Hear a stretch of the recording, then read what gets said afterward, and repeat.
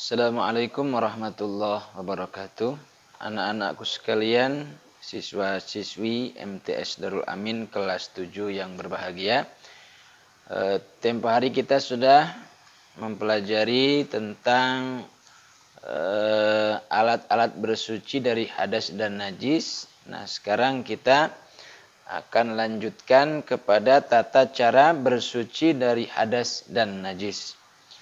Yang pertama, tata cara kita bersuci dari hadas. Hadas itu ada hadas kecil dan ada hadas besar.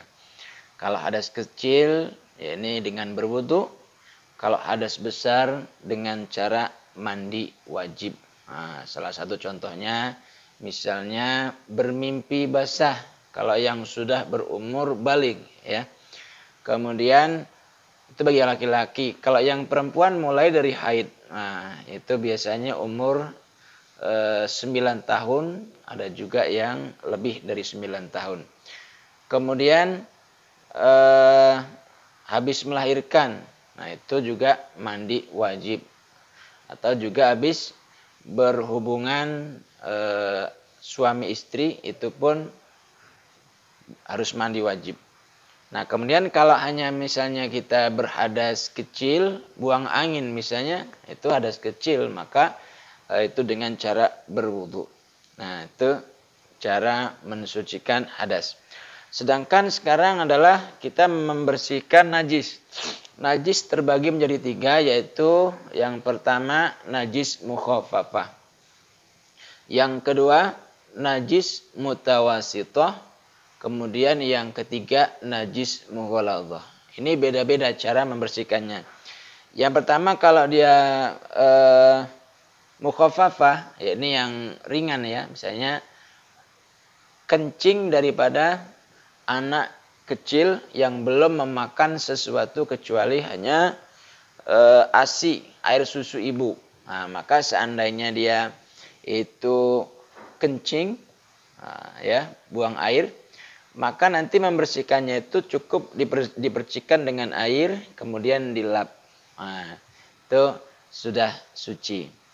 Nah, kemudian kalau yang mutawassithah, nah ini sudah najis pertengahan, seperti misalnya kita buang air besar.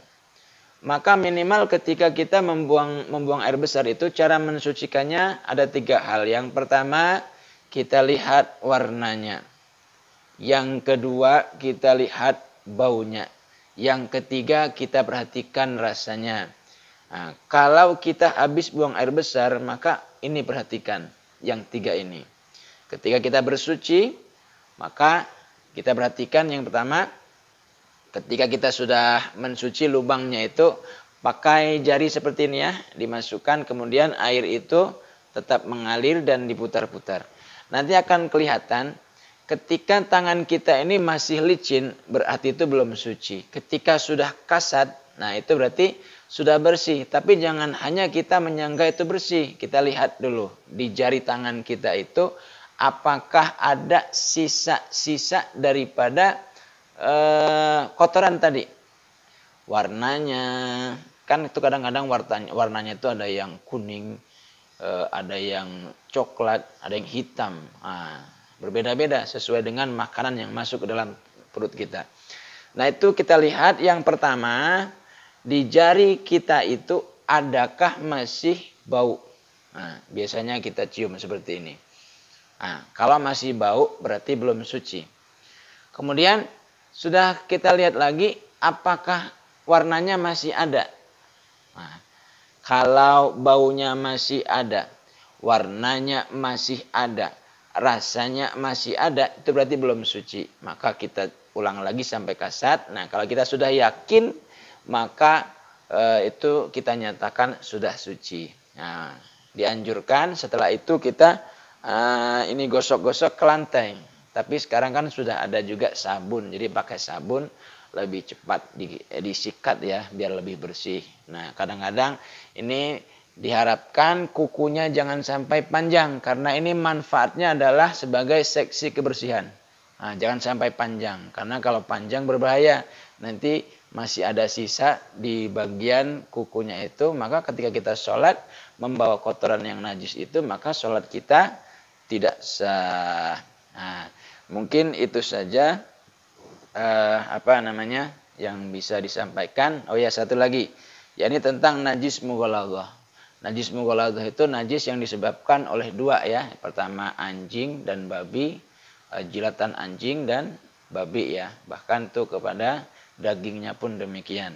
Cara mensucikan kalau kita ini dijilat anjing, bagian tubuh kita, maka kita basuh dengan air sampai 7 kali. Dan salah satunya itu dengan tanah. Baik pasir ataupun debu ataupun tanah liat. Karena ada yang ada penelitian yang meneliti bahwasanya bakteri yang mengenai tubuh kita kalau cuman dibasuh dengan air itu mereka tidak hilang. Nah, tetapi begitu sudah dikasih dengan tanah mereka akan segera hilang. Nah, bakteri yang disebabkan daripada jilatan anjing itu.